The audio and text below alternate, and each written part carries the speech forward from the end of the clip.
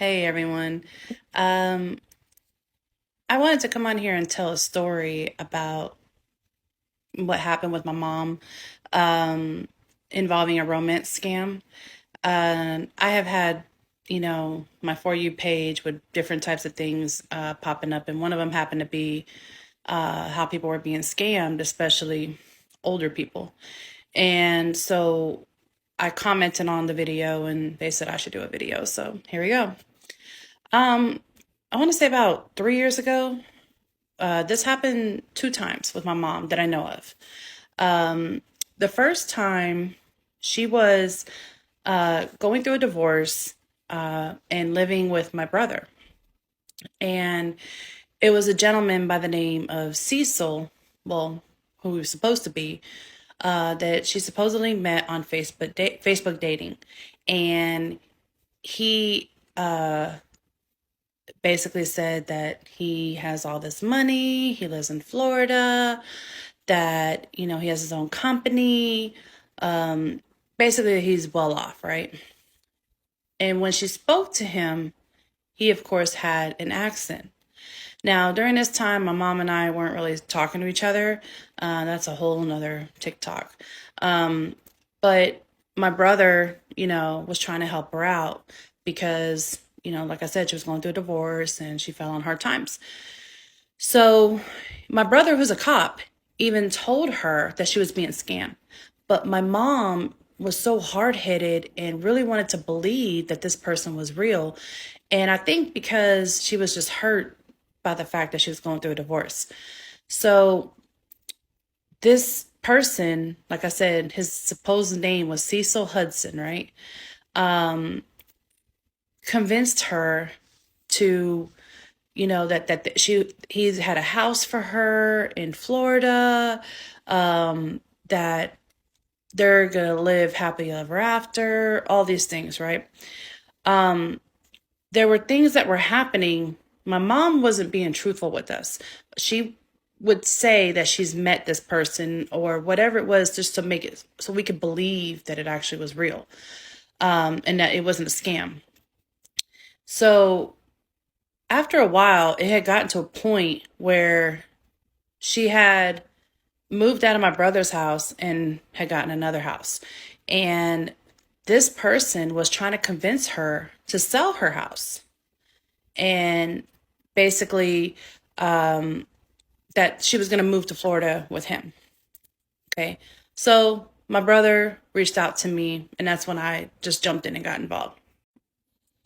So now I'm involved. I contacted her. I said, look, I know we're not on good terms right now, mom, but you're being scammed. When he starts talking about Bitcoin and stuff like that, those are red flags. So she calls me and she says, well, I do have concerns. Tell me what's going on. She said, tell me what I can do. I said, Mom, have you been sending this guy any money? And, she lied. She said, no, he's been sending me money. And I think he sent her a check or something that was fraudulent too. This guy, I don't know, I believe this is the same one who also, she claimed, I remember her telling me a while back that he paid off her credit card debt, right? And I said, Mom, he used somebody else's information to pay that credit card off. And sure as you know, that's exactly what happened. And my mom got hit with all of that. When she called me, I said, Mom, you need to contact your bank. Okay. So she does. She contacts the bank. She actually literally drives to Wells Fargo at the time. And turns out, because I believe she gave him information on her banking account, or also she did say that she had received an email saying that something was wrong with her Wells Fargo's account password and that she needed to change it or something. I don't know. I was at work at the time, so I really couldn't talk much. But she went to the bank and come to find out this man had disputed 9 transactions on her account. 9. Okay. 2 of which, one was for her land that she purchased and one was for the home that she purchased. And basically he was saying there were fraudulent charges. So what he was hoping was the money was going to be returned to the account and then he was going to take that money. Well, thankfully, she told the bank what she's been suspecting and what I told her to tell him. And thankfully, it wasn't It didn't happen. Her house was actually on the market. She had a realtor.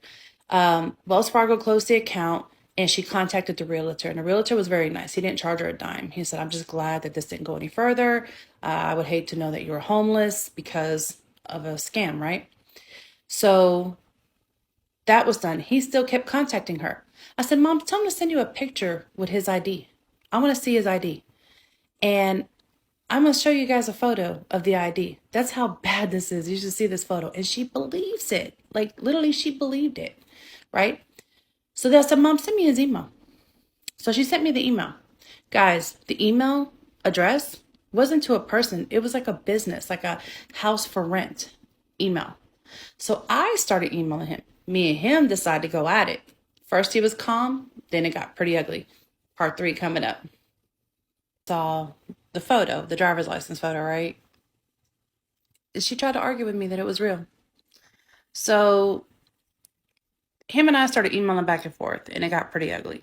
And he was calling me all kinds of names, threatening to expose my mom or whatever. I don't know if there were photos or I don't know what was going on, but the point is, he was mad, you know? So I told my mom, make sure you block him from everything. I believe we ended up changing her number. I'm not sure if we changed her number then or we changed it before. I don't remember, but so he couldn't contact her. Well, he continued to keep on sending her emails and she tried to ignore it, but he just kept on, kept on, kept on.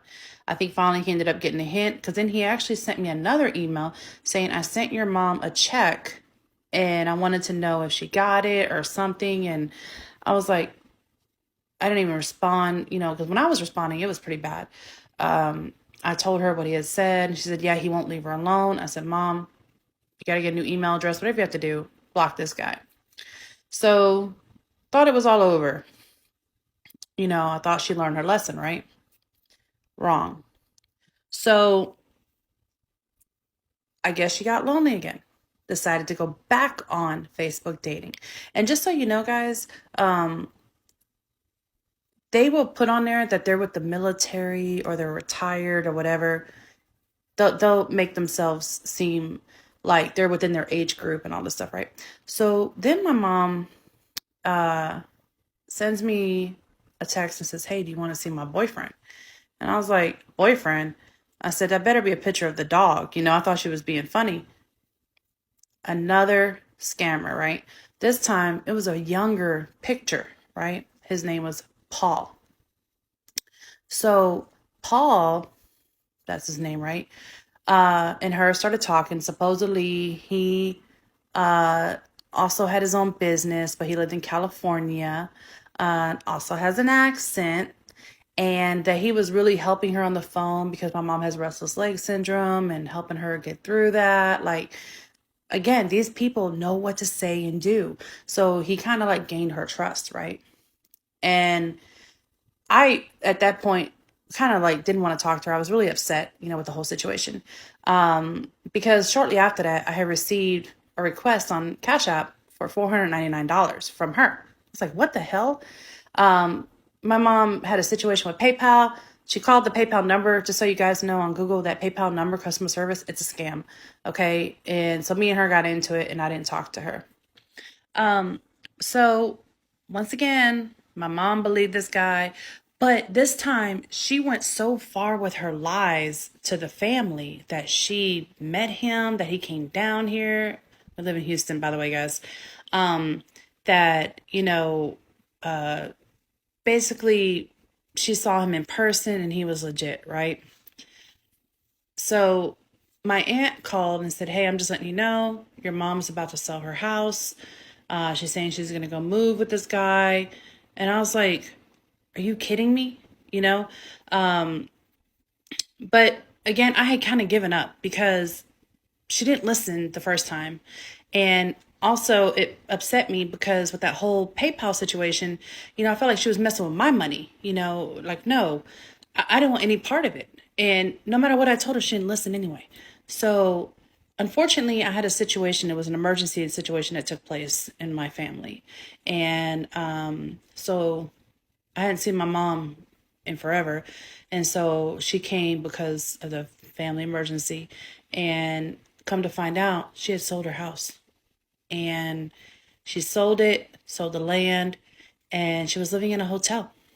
And she, my daughter told her, was like, hey, grandma, we can look this guy up, the picture you sent, Google image search or whatever, and found out this person's been on multiple dating sites, right? This picture, right? And again, still didn't work.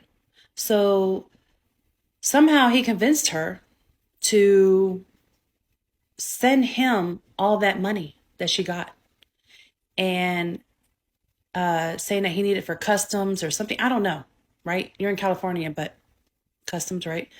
So then I get a phone call from my brother while I'm at work. Said, Mom tried to kill herself. It's like, what happened? She took a whole bunch of pills. And they found her in the hotel. She basically left a note for them to know this happened. And so, of course, because of that, I rushed to the hotel, see what's going on. She was already taken away, to see what medicines she was taking, all that. And I'm sorry, guys, I was still angry with her, right? She ended up being okay.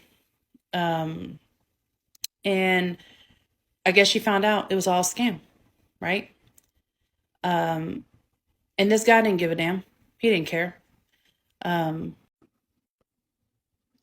So basically, they put her into some kind of psychiatric place, right?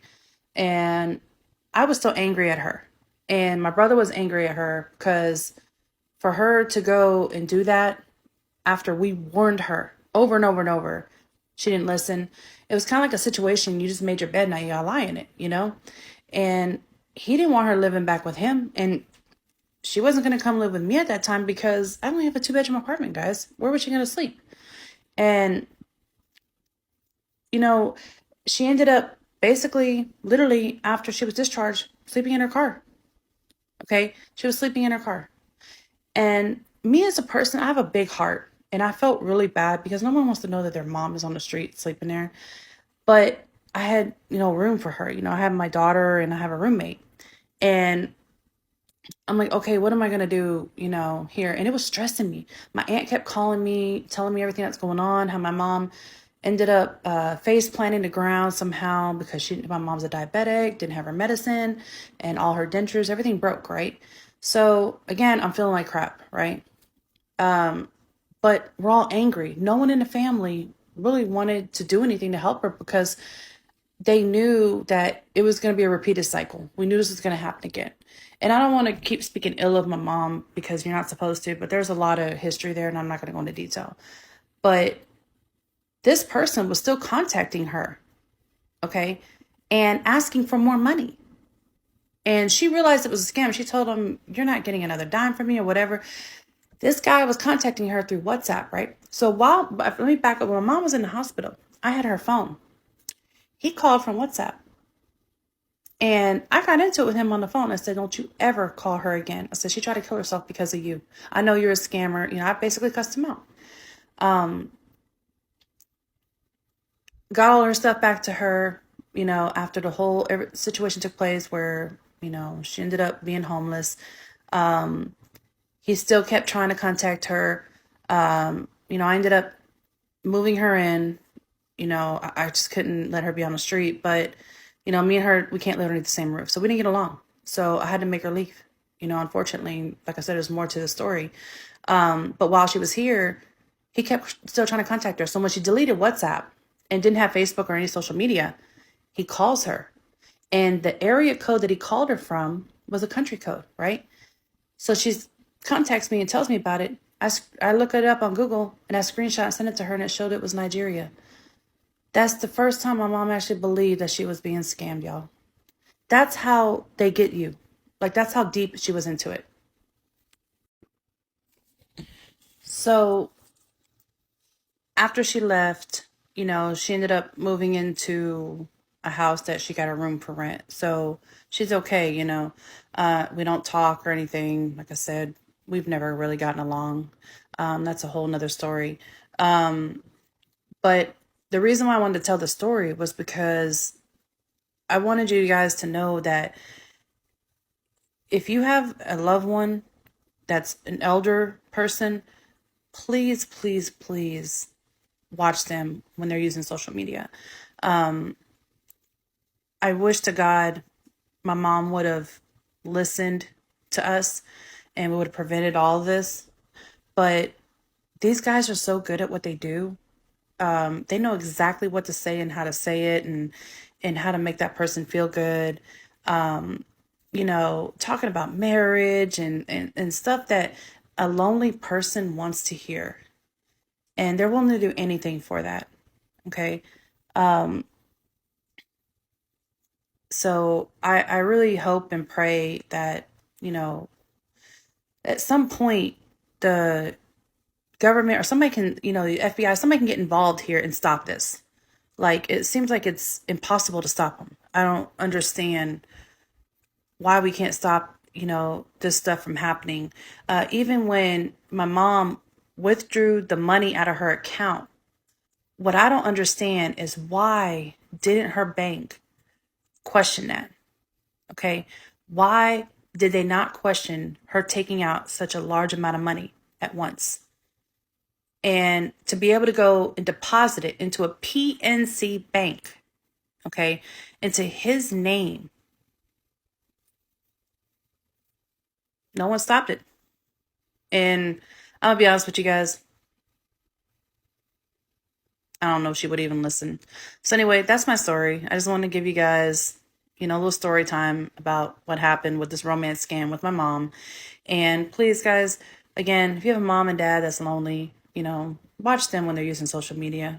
And especially with children too, watch them too. There's a lot of stuff that's going on out there right now. All right, y'all, stay safe, stay blessed. Love you guys. Bye.